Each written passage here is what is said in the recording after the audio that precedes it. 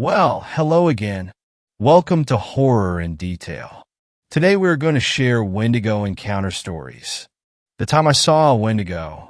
First things first, this happened to me when I was around 10. I've lived in Idaho all my life and spent a lot of time outside or in the wilderness as a kid. My grandparents would take me camping, and my older brother and I would always hike up whatever trails we could find to get a view of the sunset. On one of these occasions, something terrifying happened. We were up at a campsite I only know as Warm River. The river there never freezes over, and my brother and I were on a regular evening hike. There was an old tunnel bored through the mountain at one part of the trail, probably an old train tunnel, and we were walking through it when I heard something I'll never forget.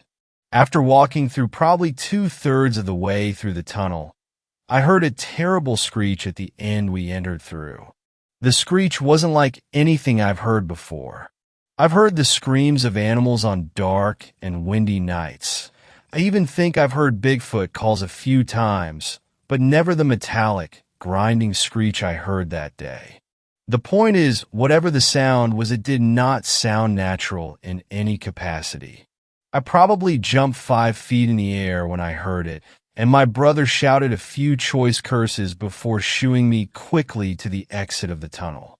At this point, my brother decided we should just continue walking and head back after whatever made the noise hopefully cleared out.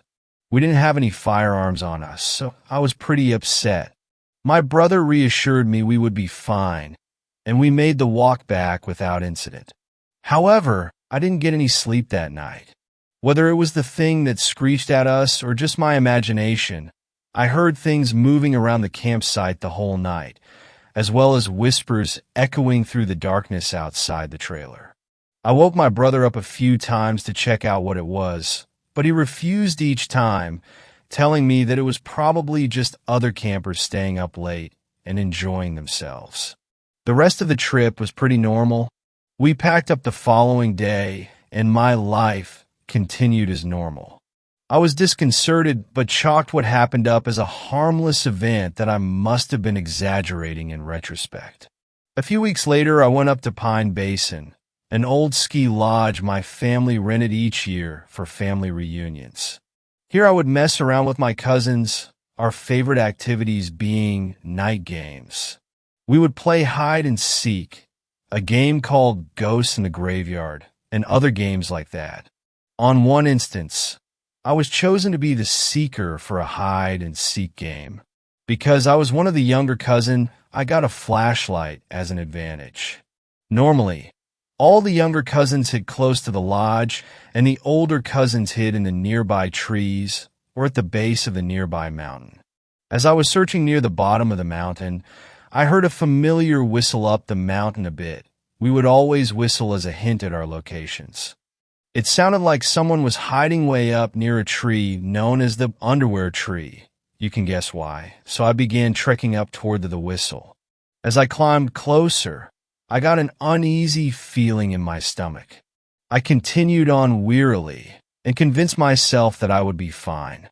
I hated walking in the night alone, but figured whoever I find would walk me back to the lodge. As I neared the tree, I noticed that it was deathly silent. This alerted me that something was very wrong, because you could always hear the adults having fun back at the lodge. I was anxious to hurry back, so I called out, "I found you, Scott." I thought the whistle was my older cousin's. "Come back down with me." I got no reply, but I wasn't planning on waiting. As I began walking back down the path, I heard a voice call, "You almost had me," so I ran back up to investigate. I flashed my light in the branches of the tree and saw a monstrosity that was not my cousin. It looked like a poorly drawn stick figure made into a human with its emaciated figure and lifeless eyes. I remember its face looked like the skin on its head was being pulled from behind. It had torn and stretched features. As soon as I saw the creature, I screamed, dropped the flashlight, and ran back to the lodge. The entire time I ran, I was overcome by an overpowering smell, and I could hear the thing running after me. As I approached the camp, I saw a few people, my cousins at the bottom of the mountain waiting for me.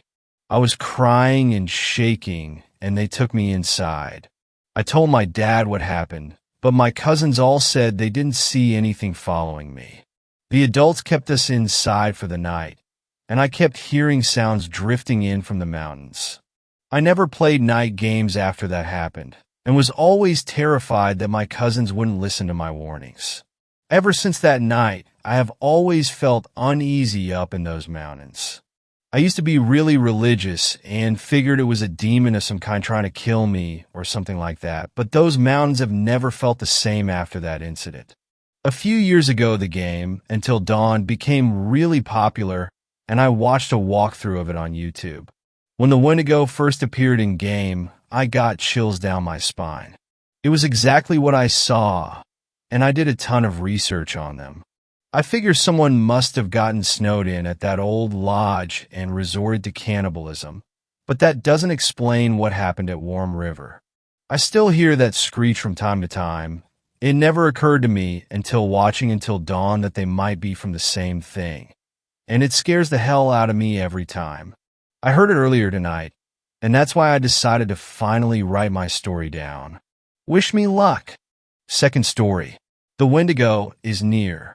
This is a story which happened to me and my friend a few years back. I work in a national park as a park ranger. When my life was relatively normal, I had just landed a job at a national park. Life was good as I was working with my buddy Rob. The second day was strange. We found bear traps on the ground. We never put them there. Other than that, another day in paradise, but throughout the night, I swear I heard a loud screech coming from the woods near my watchtower. I looked and saw nothing. I just shrugged it off after a little while. As of lately, we have been finding small animal corpses around the woods. This is normal since we have bears all over. It's just that these marks were too big to belong to a bear. What's even weirder is we found a tooth inside of a bloody deer. This tooth was too huge and sharp to belong to a bear. I think we have a new animal in these woods. Today we found a bear, hanging from a tree and gutted. I nearly threw up. No animal in the park could do this. Boss told us from now on to stay at the watchtowers. I kept being reassured that everything would be fine, but at this point I just couldn't be too sure anymore. Lately the screeches have been more frequent. I'm having trouble focusing.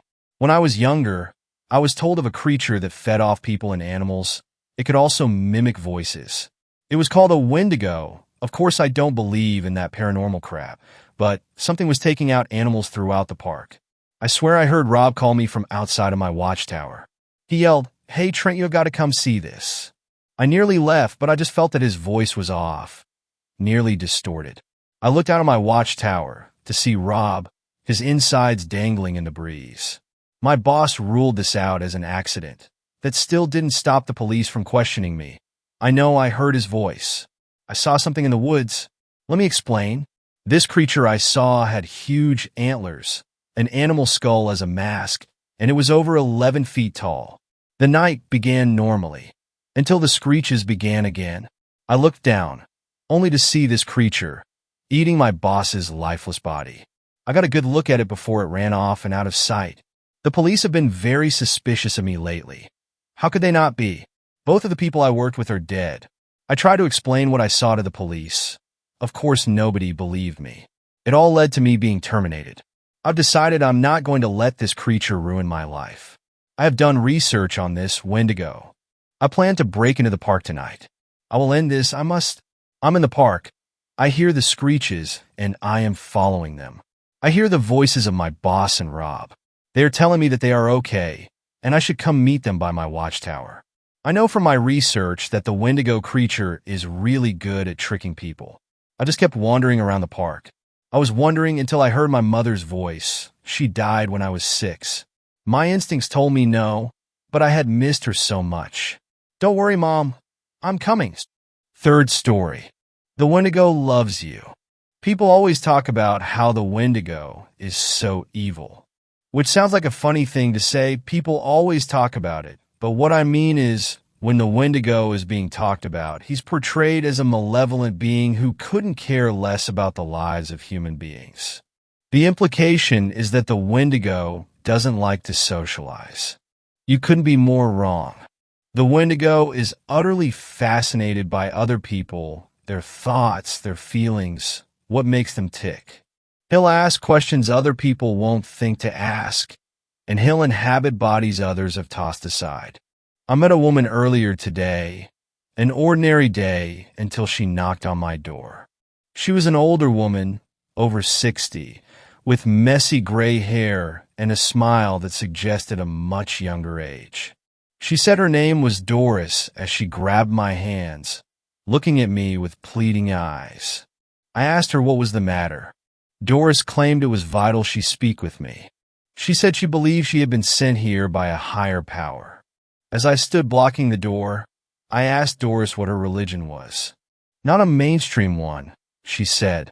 I won't preach to you about the afterlife or what it means to be a good person. We both laughed at the same time, the same old lady cackle. A harbinger of things to come, I guess. I invited Doris in, instantly liking the woman. She sat at the kitchen table while I put on hot water on the stove for tea. All I had was Earl Grey, from when my girlfriend comes over. I reached into the shelf where we stored our tea and took out 2 bags of Earl Grey. Milano cookies, too. Doris asked if I had a philosophy for my life, and I hesitated, clandestinely wiping some stray crumbs off the counter. I couldn't understand why, but I really cared what this woman thought of me. I don't know, I said. Live and let live, I guess, as long as no one is hurting me or my family. Doris nodded, an odd smile on her face.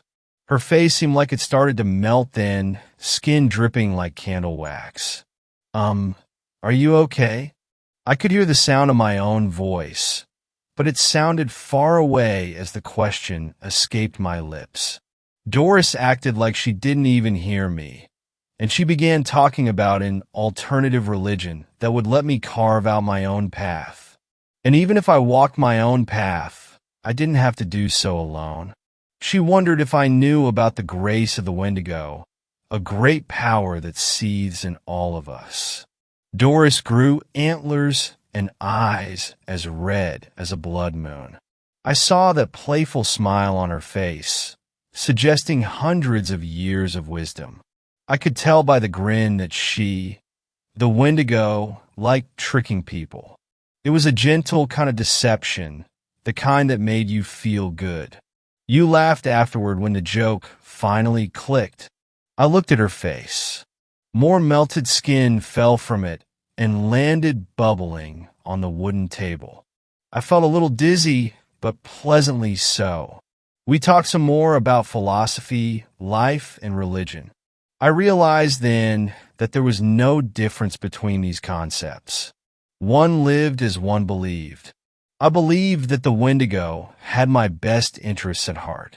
Its trickery amounted to harmless play, and if you think about it, that's how friendships are forged through fire and the twisting of flesh for some conscious purpose. I felt such a deep connection as I stabbed her neck. I cried. I thought about how she had changed my life, opened up my mind to new possibilities. I enjoyed our conversations, which branched out into many infinite conversations. It was though I had known Doris for years, a mentor that had faded away because of my omnipotent hand. The old woman became a husk, a skinless lump in the middle of the floor. Lit candles encircle her corpse, and I'm sipping Earl Grey tea in her honor. I'm sitting here, wearing the skin of Doris, my friend. Such a surreal feeling. If you don't believe me, try it out for yourself. But be warned, you'll never experience anything like it again. The immense spiritual pleasure dissipates eventually, but the lifeless wrapping remains. I never had a true friend until I met Doris. Now I'm watching the Wendigo devour her like a rabid dog. With each finger consumed, I'm losing my connection to her. All the neat things we talked about, gone like the wind. I'm hearing whispers, faint echoes that prove to me our conversations actually happened. The Wendigo is my friend now, even if it's from a distance. He could be your friend too. He loves you. Fourth story. Unidentifiable 10-foot-tall creature spotted in Lebanon, Maine. My sister and I were driving to a haunted walk in Lebanon, Maine, called Destination Haunt. And while in the town, trying to find the place, we drove onto this really old dirt road called Lord Road from the east. At the time we turned onto the road, it was day, and the sun was out. As soon as we started driving down, the sky turned near black like night, as if the sun was setting and a fog engulfed the road. We quickly started joking about how this is like one of those wrong turn roads in those horror movies where a group of kids get lost in the woods and never leave. It added to the effect when we drove over an old wooden bridge suspended over a river. My sister acknowledged the narrowness of the road and asked how two cars could fit traveling in opposite directions. I joked, well, no one ever leaves this place. In Maine, all you see are fields of trees for hundreds of miles at a time. But the trees on this road looked unusually different. They were all collectively old and had the colors sucked out of them. Their branches and bases curved in usually zigzag patterns, unlike conventional trees that grow in a pattern to get the most sunlight. I drove a few miles until I had enough of the massive puddles and decided to call the place we were trying to find. They told me that their location was miles away on the west side of this road, and to turn back because the east side was flooded and we should enter the west end entrance located on the other side of town instead.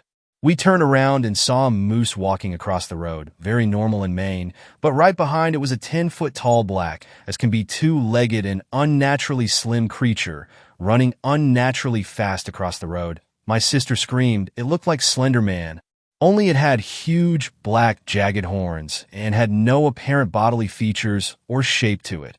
It looked like a 2D cut out of an unnatural human. When we drove by where he ran, we looked into the woods and saw it standing on two legs next to the moose. It leaned over in a hunchback manner and started walking around on all limbs, and there were others just like it emerging from the mist. We drove the hell out of there hoping my engine wouldn't seize from the huge-ass puddles. But on our way back, we saw two abandoned buildings with old cars from the 50s and 60s that rotted into the earth. Those houses were not there before, when we originally drove down. The creepiest part was when we got back to the main road because the sun was almost set and the sky almost pitch black. When we pulled out of the road, the sun reappeared. The sky readjusted to day as if nothing ever happened. Later that night, I looked at Google Maps and the road was completely different on there, filled with things that wasn't there when we driving, and all the houses looked new.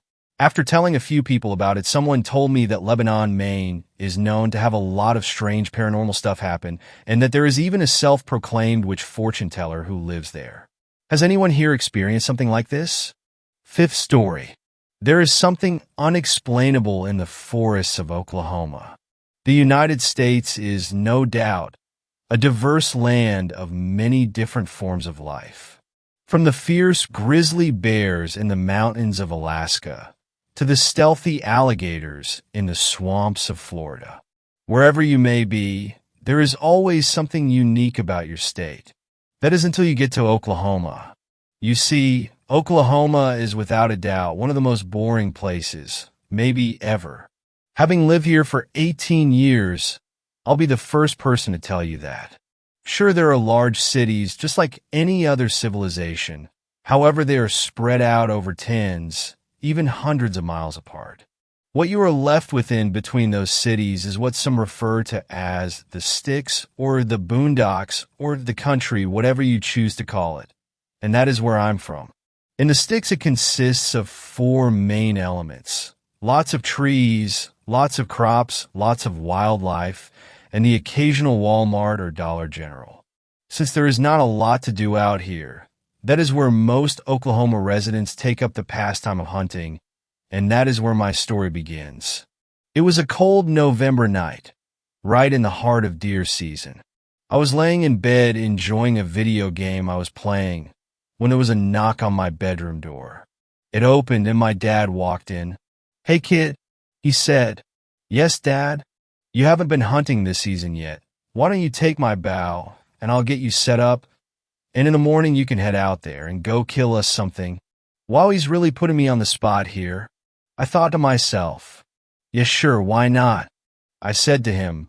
He told me to dress warm and to meet him outside by the front door in 10 minutes so we could walk out to the spot so I would know where to go when it was time to leave tomorrow. We began our walk into the woods. With every step we took, I began to get a little bit more annoyed. Where are we going? I thought. I thought we were just going to go behind the house. I didn't know we were going to have to hike to the hunting spot. Damn, what was I thinking? I should have just said no. When we finally arrived at the hunting spot, we were more than a mile out into the wilderness behind my house. He finally stopped by a huge oak tree and pointed his flashlight at some cedar trees that were off to the side. "Do you see it?" he said. "No," I replied. He walked closer and shined his flashlight into the trees to reveal a tiny chair that was hidden under some tree branches and sticks. "That is where you're going to set up in the morning. Got that?"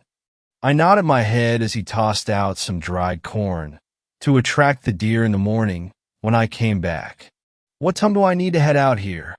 I asked my dad, expecting him to say 6 to 7 a.m. He then muttered, "You need to be up and ready to head out by 4 a.m. My heart sank. It was going to be pitch black outside. There's no way I was going to be able to make it all the way out here in the pitch black. We finally made it back to the house by 11:30, and I headed up to my room to get as much sleep as possible before this hunting trip. I awoke to the painful sound of my alarm blaring into my dark room. I looked at my phone, and it was 3:40 a.m. I sighed and sat up. I put on the warmest clothes I could find and made my way out into the living room.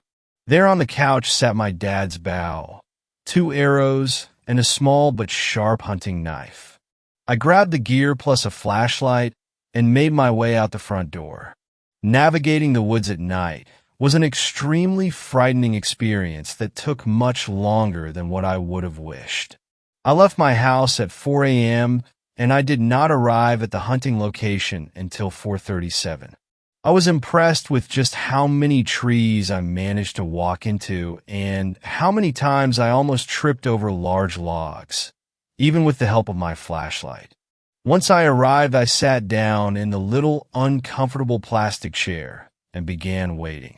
My dad wanted me out here so early because it makes it a lot easier for the hunter to sneak into his spot and the deer not being able to watch him. I'll never forget the paranoia I experienced in those woods in the pitch black. The feeling of not wanting to breathe too loud because something or someone might hear you is like no other. After roughly 15 minutes of sitting in the quiet darkness, I heard it. Sticks snapping and leaves crunching. It was a deer walking to my spot. My heart began to pound as I listened closer. The leaves continued to crunch with each footstep, but that's when I picked up on something strange. Is this thing walking on 2 legs? I thought to myself.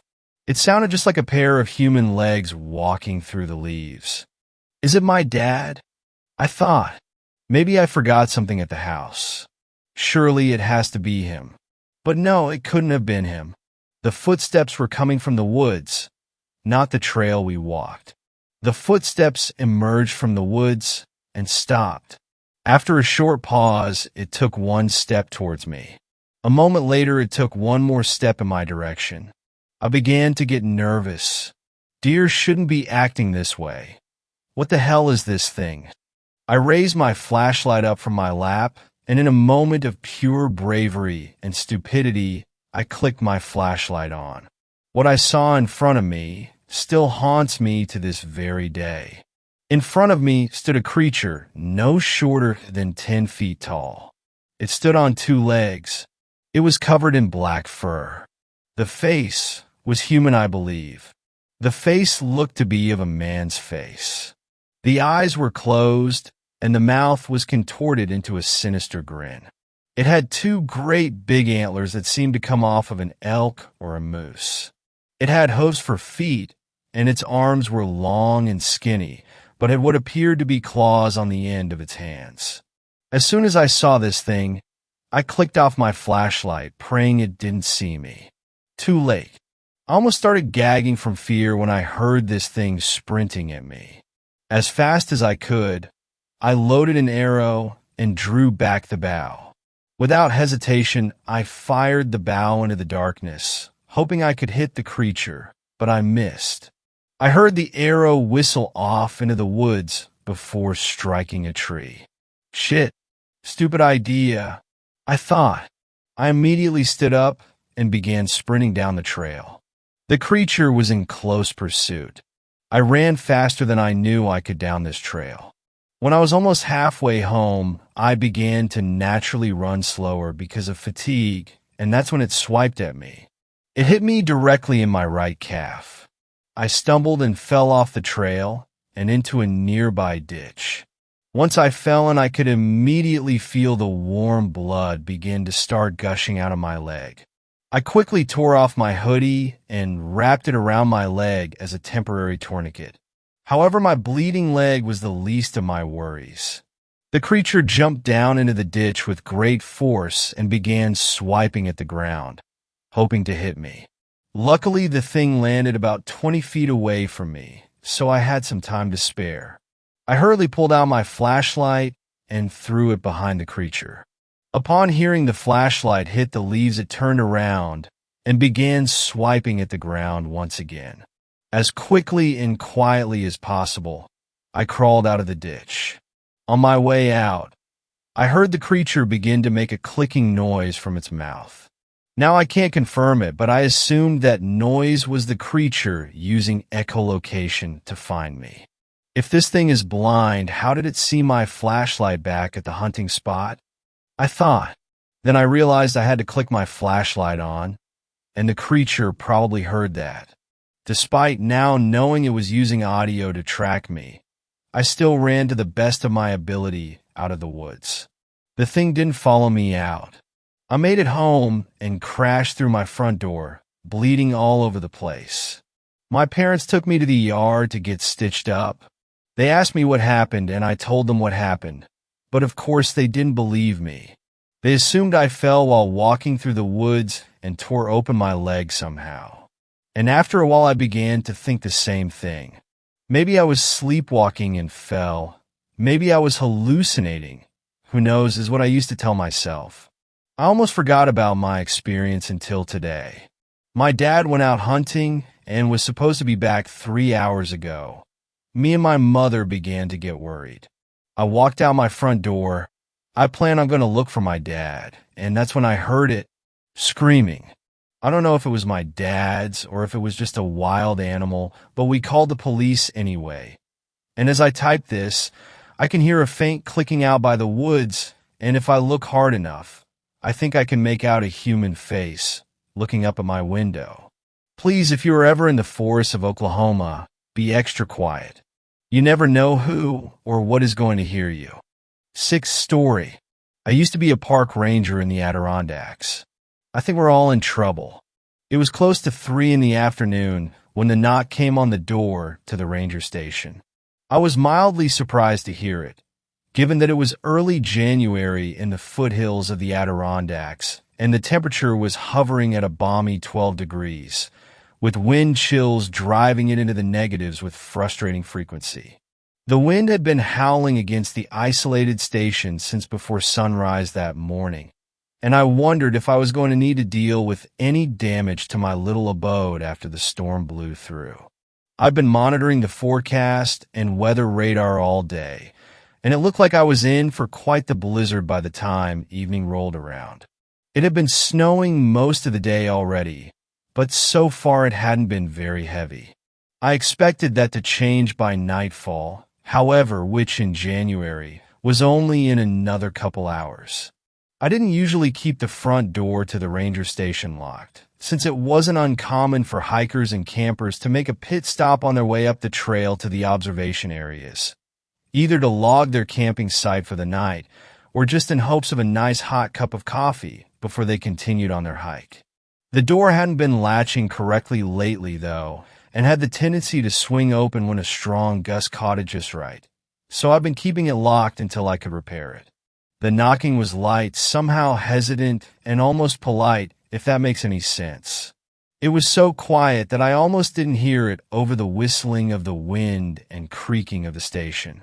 I'd been in the middle of composing an email request for a new generator, as mine had been acting up a bit lately, and had to pause my typing and listen intently to ensure I'd even heard it in the first place.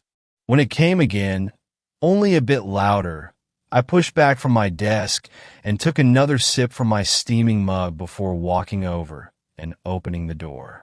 Outside stood 5 people, 3 men and 2 women, all dressed in what looked like expensive and very new cold weather coats and snow pants, all looking very similar except for the various bright colors and all bearing the familiar North Face logo.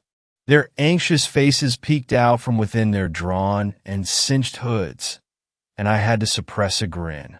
They looked dressed to climb Everest, not hike the lower trails of the Adirondacks.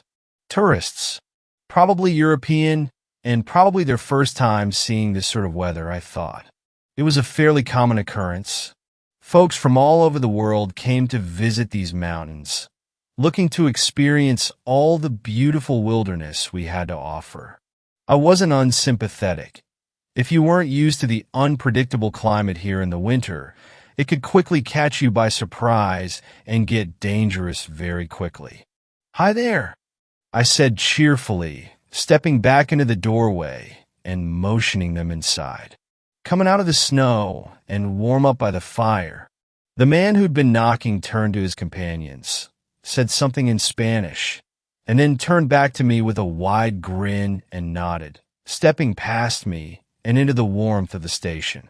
The rest followed quickly, anxious to get out of the chill wind that was blowing hard outside. As soon as they were all in, I closed the door again and locked it to make sure it didn't blow open. "Gracias, sir.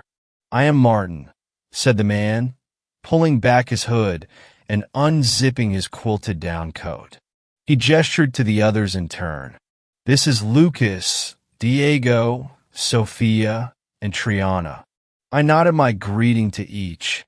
Martin continued with a smile. "It is very cold. We come to visit USA from Spain, to see your beautiful mountains and enjoy the lovely scenery." His accent was very heavy, but his English was far better than my Spanish, so I didn't have much room to criticize. "But it seems a storm is coming, and we fear there will be too much snow. Unfortunately, we are not so prepared for that." I nodded, patting him on the shoulder as I moved past him and opened the door leading to the shelter room, reaching in and turning on the lights. "That's certainly true, my friend. I'm afraid we're in for a bit of a blizzard this evening. Bad time for a winter stroll through the mountains," I said. "Fortunately, we happen to have enough space for you and your friends to make yourself at home and wait out the storm. My name is Jackson Turner, Ranger. There's coffee over there on the table, and bunks and a comfortable sitting area in here." When the group just stared at me blankly for a moment, I got the feeling I'd lost most of them somewhere along the way. Instead, I just offered the friendliest smile I had and gestured to the room. At that, they all grinned and nodded their thanks as they quickly shuffled past me, dropping their packs on various bunks and beginning to remove their cold weather gear. I made sure they all got something hot to drink and that they understood they were welcome to stay until the weather had cleared before returning to my desk. They all seemed very pleasant and grateful for my assistance, and they drifted from my thoughts as I continued my administrative work. It was another hour before the second knocking rapped at the door. This one slow and oddly arrhythmic, almost a staccato beat, somehow unsteady and not as tentative as my other guests had been.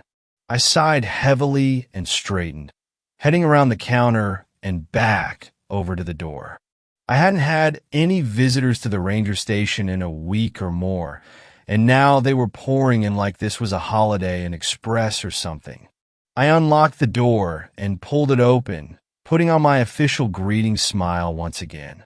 In the doorway, shoulders and hooded head covered in a layer of icy snow, was a man of roughly my height, about 6 foot or so. Unlike the others, he wasn't dressed in fancy, color-coordinated cold weather gear, but instead wore a mismatched combination of clothes, like he had raided the bargain bin at a second-hand expedition store. His pants were a blue quilted nylon and looked more on the expensive side, even if they didn't exactly fit him very well. But his coat was fur-lined and looked like it was made of padded wool, layered over an old fleece jacket. His boots looked newer and not too warm, something more suited to a summer hike than a winter in the mountains, I thought.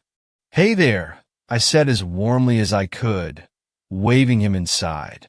"Come on and out of the snow." He didn't say anything, but gave the slightest hint of a nod as he walked past me. The strong scent of musky body odor followed him, and I wondered if he was one of those reclusive hermits that I'd heard rumors of, living out here all by himself in some makeshift shack.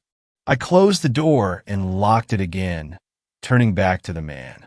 He'd already taken note of the bunk room to the left, where the Spaniards were getting settled, and he headed on in and sat on one of the empty bunks in the back corner of the room. He didn't remove his coat or offer any greeting to the others, and I noted with some curiosity that he didn't have any sort of pack with him, which further made me wonder if he lived nearby in some off-grid cabin. I could see that the others were smiling and making pleasantries towards him, but he just sat there, dark eyes quietly watching the activity without a single word. There was the slightest hint of a smile upon his lips, incongruous and somehow unnerving. It only took them a few moments to abandon their attempts at including him in conversation and turn back to their own group, speaking quietly in Spanish amongst themselves. For a moment, I wondered if he might be in some sort of shock. The temperature was dropping pretty quickly outside, and it had already been too cold for some of the clothing he wore. I considered giving him a quick once-over to make sure he didn't have any frostbite or signs of hypothermia, but something about him told me he might not be so welcoming to my attention. I stood there in the doorway to the bunk room for a minute, looking over the scene. Something about the newcomer seemed off, somehow. I couldn't quite put my finger on it, but the way he moved, his lack of communication, the way he was just sitting there perfectly still on the corner bunk just seemed strange.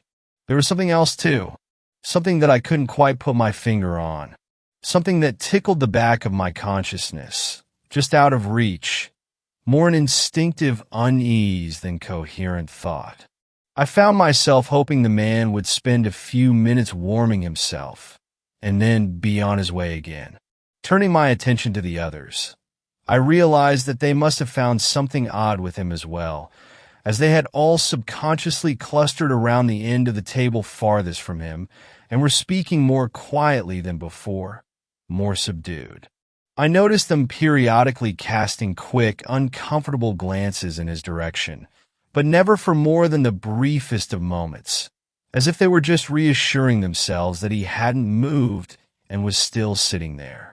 I also noticed curiously that none of them sat with their back to the man, likely also subconsciously. I was just about to walk over and talk to him, to shake the odd feeling away, when Martin appeared in front of me, his brow furrowed. "Sir, my friends and I are worried about the other campers," he said. This drew my attention. There weren't any campers registered to be out here today. Was the newcomer one of them? Maybe they were in trouble. "What campers?" I asked with a frown. He motioned vaguely to the north. We passed their campsite on our way to the observation point before the weather turned us back here. Maybe a half-kilometer up the trail, in a clearing beside a small brook. He cast a quick look over his shoulder at the stranger sitting in the corner. There was again, I thought, that same unease. Martin continued. There were 3 of them, 2 men and a woman. They had some of those cold weather tents set up and seemed to be well prepared for the storm, at least as far as we could tell. We stopped and warmed ourselves by their fire for a bit. They seemed very experienced and were not concerned about the cold, but I am no expert. "Well, it sounds like they should be okay," I said with the best reassuring smile I could muster. "They should have checked in with me, but if they're as prepared as you think, I'm sure they'll be just fine. When the storm passes, I'll head up there and check on them, just to make sure." He flicked his eyes to the man again and then locked them with mine with a surprising intensity, like he was trying to tell me something with his gaze alone. He lowered his voice and said, "The campers, they were all wearing very good clothing. Sophia's brother is a climber in some very cold regions, and she recognized the camper's gear as similar to what he uses. Even better news then," I started, but Martin cut me off. "Exactly like the pants that man is wearing now," he said quietly. I looked over at the man again, once again taking note of his hodgepodge combination of clothing. The gloves he still wore looked to be thin and ill-suited to the winter weather, but looked well-made and would have been fine for a mild autumn outing. He still hadn't moved or said anything, and his emotionless eyes drifted slowly across the Spaniards with what seemed to my growing paranoia like a hungry interest. It was almost like he was inventorying them, evaluating them somehow. Once again, that tickle in the back of my brain telling me something was not quite right with the man. Something was just a little out of place, but I still couldn't figure it out. It set my teeth on edge. I looked back at Martin. "Are you sure?" He shrugged. "As sure as we can be. Sophia says she is certain, but the rest of us do not have the experience to recognize these details as well as her." "Was this man with them?" I asked, but I already knew the answer. Martin shook his head. "No, I have never seen him before now." He leaned in a little closer and lowered his voice. "This man, there is something," he said, trailing off, unable to find the right words. I nodded. "I know. I feel it too." I walked back to my desk and opened a drawer, retrieving the holstered handgun and attaching it to my belt. The spare magazine went into my pocket, and I grabbed my heavy jacket from a nearby hook and pulled my fur-lined hat over my ears. Martin followed me, watching with interest. I looked over his shoulder, making sure we were out of sight and earshot of the bunk room. "I'm going to check on the camp. Have you ever handled a shotgun?" I asked. He nodded. "I hunt pheasant with my cousins every year. I'm a very good shot." "Good," I said. "That doorway beside my desk is my room. Right inside you'll find a 12-gauge pump, loaded but not chambered. If you need it." He just gave a silent duck of his head. "I should be back within the hour. I know the place you're talking about. Keep him here until I return, but don't do anything if you don't have to," I said, closing my coat and making sure the zippered slit covering my holster was open and accessible. "Be careful, Jackson Turner. I feel some darkness in the air." I just gave a tight-lipped nod before opening the door and stepping out into the wind. The icy chill hit me immediately, cutting through my heavy pants and finding its way through every little opening in my clothing. The wind out here was a constant buffeting and howled in my ears. The snow along the trail was only a little over ankle deep, but tugged at my boots with every step, slowing my progress. The area that Martin had described was one of the few marked campsites along this area of the trail, and though it wasn't strictly required for campers to check in before setting up, it was highly encouraged. This deep in the woods, 20 miles away from the nearest town, the only real lifeline that anyone had were the rangers. If anything went wrong out here, the fact that you registered with the local ranger station may very well mean the difference between life and death. That didn't mean that everyone followed that rule, though. Most of the time, it was new campers, those folks lacking some of the wisdom of experience, that didn't know or didn't think it necessary to check in before setting camp. Sometimes it was the opposite. Some highly experienced outdoors folks felt that there was no need, that they could handle anything that came their way. Either way, as I followed that northern trail, a growing unease began to color my steps. I felt the tight grip of anxiousness tickling my every breath. I didn't know what I was going to find. If I was lucky, I'd find 3 cold weather, double wall, silicone nylon tents, with their occupants snuggled warmly and safely within. If that was the case, I'd just check on them and turn back to my station, hopefully before the worst of the storm began in earnest. If not, well, I'd have to figure that out when it came. Asterisk, a half hour later, I reached the campsite, or at least what was left of it.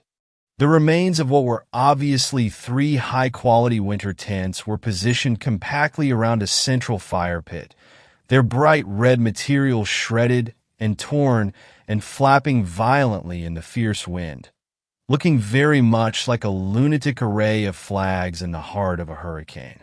I pulled the ears of my hat lower, adjusting the chin strap tighter. "Hello!" I shouted, straining to make my voice carry above the wind. Even with all my force, it still sounded pathetically impotent in the roar of the coming storm. "Is anyone here?" I waited a long moment, but could hear nothing but the rush of wind and the whip-like snapping of the nylon fabric. The campsite had all the hallmarks of a bear attack, except I hadn't seen a bear in months, and we'd never had a bear attack in this area that I'd ever heard of. It wasn't like the forests out west. We didn't have brown bears here. Black bears, yeah, but they were smaller and nowhere near as aggressive as big browns. Sure, they could be dangerous, especially if startled or threatened, but they didn't actively hunt humans. I took a few more steps forward into the campsite, drawing the Sig Sauer 10mm and holding it at low ready as I performed a quick visual of the tents. Nothing. No signs of bodies, blood, a struggle, anything at all. Just destroyed tents that could have been abandoned by the campers when the wind started getting bad and the fabric started to fail. And then it caught my eye, a flash of dark gray, partially hidden by the snow between 2 of the tents. Another 10 minutes of snowfall, and I'd have never seen it.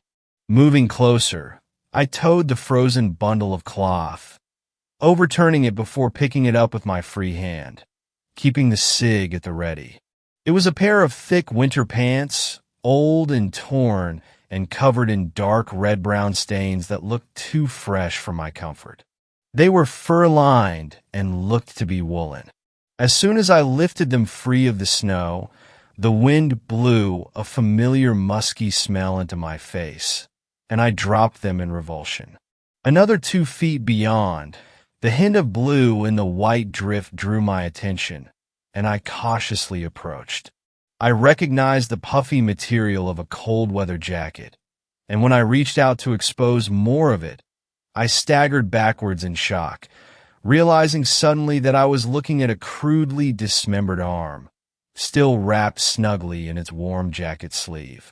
I cursed aloud and stumbled backwards, tripping over the stones surrounding the fire pit and falling hard on my ass, eyes wide and not even registering the pain of my tailbone meeting the frozen ground. I sat there hyperventilating for what felt like minutes, long enough that the frigid chill was settling into my legs and backside from where I sat dumbly in the snow, eyes wide and breath ragged. It was only when my arms began to shake that I realized I was gripping the handgun as tightly as I could, aimed insanely at the gray mass of frozen trousers on the ground before me, as if they were going to suddenly spring to life and attack. "Shit," was all I could think to say as rationality suddenly returned, clearing the pulsating red spots from my vision and slamming my thoughts back to the present jarringly. The pounding in my ears began to lessen, replaced once again with the unrelenting wail of the wind. I leapt to my feet and started running back along the trail, back to my station, where Martin and Lucas and Diego and Sophia and the other girl, whose name I couldn't remember, sheltered from the coming storm with. With what? Was he some sort of psycho serial killer, stalking the lonely hiking trails of upstate New York? That didn't make any sense. I'd been here for 3 years and never heard of anything like this. As I ran clumsily through the snow, which was now halfway up my shin, I thought back to those gray pants discarded in the campsite. They had been shredded not just torn and ripped from age and wear. It had been something violent that caused the damage, and the blood stains seemed to lend credence to that theory. So, whatever had happened, the stranger had decided to replace his damaged and stained pants with what? Those of his victims? And then I thought about how none of his clothes matched, and how his boots and gloves weren't even suitable for winter weather. How long had this been going on? 20 minutes later, the dim yellow lights from the windows of my station appeared suddenly from the nearly white-out conditions that had overtaken me with the full coming of the storm. The temperature had dropped even more, and I was amazed that I had been able to keep up my pace long enough to make it back, driven by adrenaline and fear. I slowed to a halt before my ranger station, noticing immediately how the front door hung open a few inches. My mind urged me forward, to go racing in, but I had to take a few moments to catch my breath and let my racing heart slow a bit before I entered. I couldn't understand why the door was only open a few finger widths. If it hadn't been locked, the first strong gust of wind would have blown it fully open and sent it banging against the wood paneling of the wall behind it. But what occupied my thoughts far more was the implication of that open door. There's no way it could have been missed by anyone within, and nobody in their right mind would have sat in the station while the freezing wind and snow blew in through the open doorway. I pushed it though aside and crept as quietly as possible to the door, pushing it gently at first, then with greater force as I felt some resistance holding it closed. I gripped my sidearm tightly, muzzled directly forward and at chest level, finger resting along the frame of the pistol and ready to drop to the trigger and go to work in a moment's notice. The door gradually gave way and pushed inward far enough that I was able to slide through the gap. The howling of the wind and the protesting of the building blessedly providing enough cacophony to cover the sounds of my entrance. As soon as I stepped inside, I found myself in the center of a fever nightmare. A body lay behind the door and had served as an impromptu barricade. I could only tell that it was one of the women by the delicate shape of the body, as the head and upper torso had been savagely mutilated, the skin and scalp torn away from the red white of the skull viciously, presumably while she had desperately tried to make her escape from whatever hell had pursued her.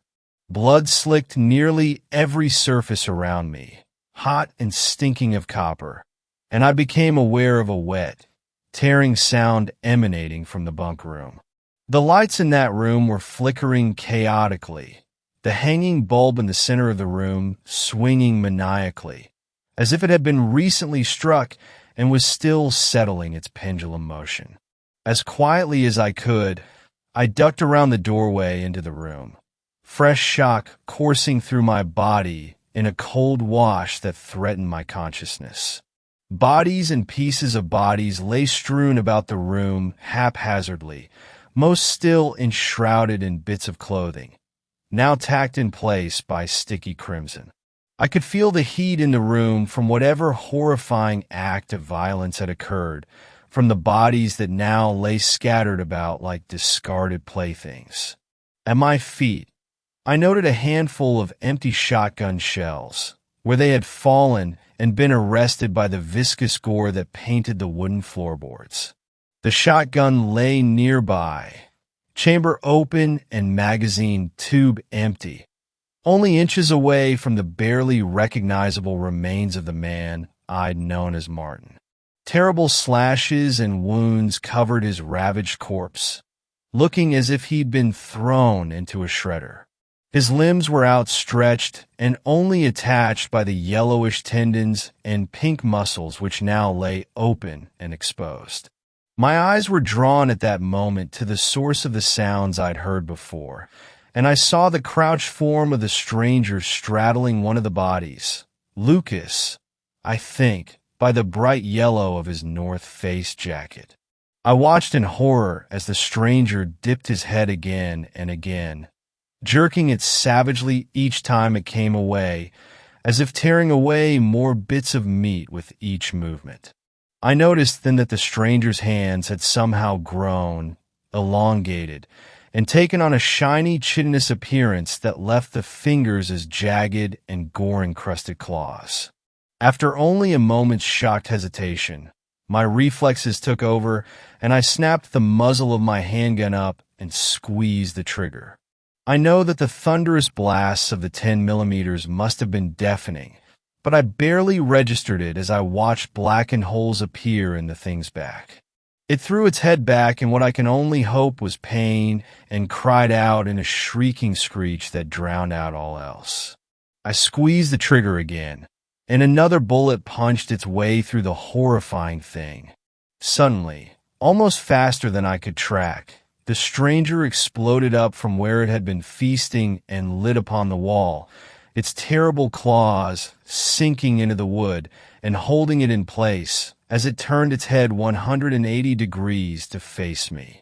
The eyes had turned completely black and grown to the size of golf balls, and the jaw looked almost to have disjointed from its skull, the skin at the corners of its mouth drawn back in a hideous grin that stretched nearly from ear to ear, exposing a mouth full of shark-like triangular teeth, now stained bright red. It tensed, and an instant later it had leapt to the next wall, gripping the exposed wood like some monstrous insect, eyes fixed upon me. Before it could make another move, I fired again and again and again, my panic-induced attack miraculously finding purchase more often than not as empty brass cases ejected against the doorframe next to me, ringing out like death bells. Then there was a long moment of silent stillness in the room, and its black eyes were fixed on me, still unervingly cold and alien. I tensed, waiting for the thing to pounce towards me, but it was clear I'd heard it. I don't know how badly, but black ichor dripped from the half-dozen wounds punched by my hollow points, and I thought I heard a sickly rattling in its slow, deep breaths. With a final ear-splitting, otherworldly shriek, it leapt again, this time away from me and through the window at the rear of the room. The glass shattered outward, and then it was over. I stood alone in this charnel house, left only with the remains of the 5 Spanish tourists and the disconcerting awareness that the slide of my handgun was locked back, smoke lazily drifting from the barrel, and the magazine now empty. Asterisk. That was almost a year ago, and I've since transferred from field operations to an administrative position within the Park Service. My office is located in the middle of a city, surrounded by people and without a lonely forest or dark wilderness in sight. After the investigation died down and the deaths were ruled as animal predation, I tried to return to my posting, but I just couldn't do it. They tore down the old station and built a new one closer to the trailhead, and I thought I could get past it, but I kept seeing that stranger, that creature, every time I closed my eyes. A few times in the dark stillness of the night, I thought I could hear that banshee wail echoing in the distance. Once or twice, I think I heard more than one. I slept with my handgun on the nightstand and the shotgun propped next to my bed, and kept the doors locked at all times. I couldn't shake the feeling that it was still out there, maybe searching for me. Maybe it needed to make sure that I wasn't able to tell anyone about it. You see, in the time since that horrible night, I've scoured the internet for any possible explanation for what I saw. I consulted any self-proclaimed cryptozoologist or paranormal investigator that would speak to me, but nobody had any rational explanations beyond fairy tales and urban legends, and invariably I was left with as many questions as I started with. And then I tripped across an article one day that changed everything for me. It was a piece written about something called the Uncanny Valley, an idea put forth by some Japanese roboticists back in the 70s. At first, I almost passed it over, since it seemed mostly to relate to robots and computer graphics and how people feel increasingly uncomfortable the more realistically human they appear. But then I read a theory about why people may react this way and how it may be an evolutionary artifact left over in the dark corners of our reptilian brains. About how, at some point in our distant shared racial history, there may have actually been predators that looked almost human. They may have appeared so close to our ancestors that they were able to blend in with us almost perfectly. According to the theory, primitive humans may have developed a keen sense of facial recognition as a survival mechanism.